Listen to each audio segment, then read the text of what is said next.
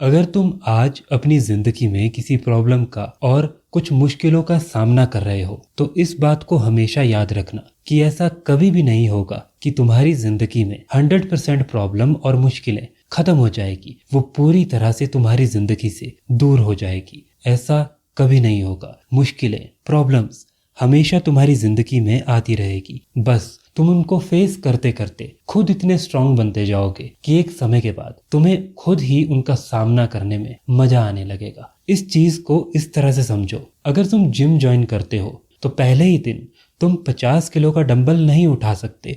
तुम धीरे धीरे वर्कआउट करते हो, अपने आप को स्ट्रांग बनाते हो और एक दिन ऐसा आता है जब तुम वो 50 किलो का डंबल भी उठा लेते हो। अब यहाँ पर क्या हुआ? क्या वो 50 किलो कम हो गया? बिल्कुल नहीं, वो वेट उतना ही था। उस वजन में कोई भी फर्क नहीं आया।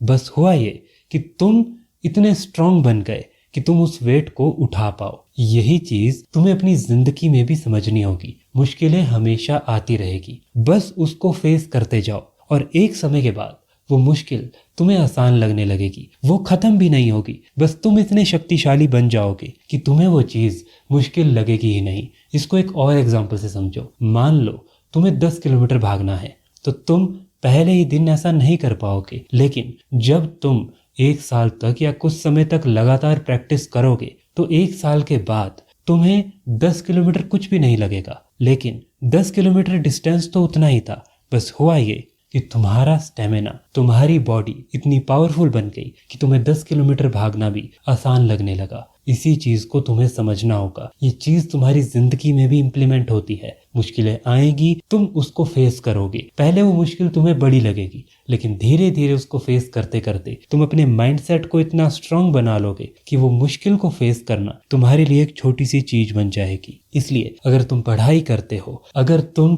किसी स्किल को सीखना चाहते हो, बस उसको करते जाओ, चाहे तुम उसमें कितनी भी बार फेल हो जाओ।